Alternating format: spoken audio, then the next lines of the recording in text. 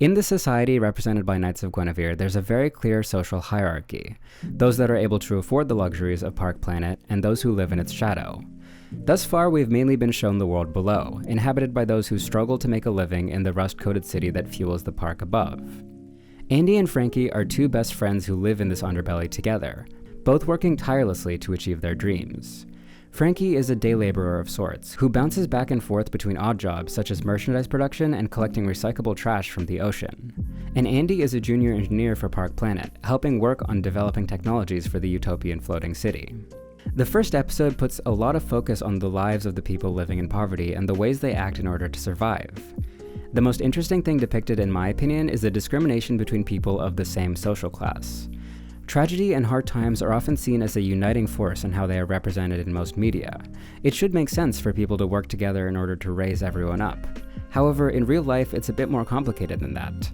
Through polarization, it is increasingly easy for people to blame their bad circumstances on others around them, even those that are in the same predicament as they are. Even a slight difference in identity or prosperity can be a reason for spite, and that harsh but realistic social phenomena is very interestingly depicted in Knights of Guinevere.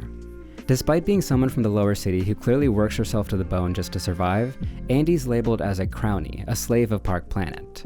We see in the pilot episode that many people in the same situation as Andy look down on or despise her for her association with the park. They project a lot of their anger at Park onto Andy, even though realistically she is also suffering due to the park's practices. But to those that are also struggling due to the world they live in, it doesn't matter that Andy isn't actually responsible. They use her as an outlet for their anger at the system. Reggie refuses to help her even though they've known each other for ages, saying that she chose her side by wearing that uniform. And someone later in the episode openly antagonizes and mocks her for her job. Andy's life is clearly just as hard as the people who seem to revile her, but because of her affiliation, she's never even treated with a level of camaraderie. The bonds of mutual suffering can still be easily severed by jealousy and anger, and I respect the choice to depict this often overlooked dynamic so openly.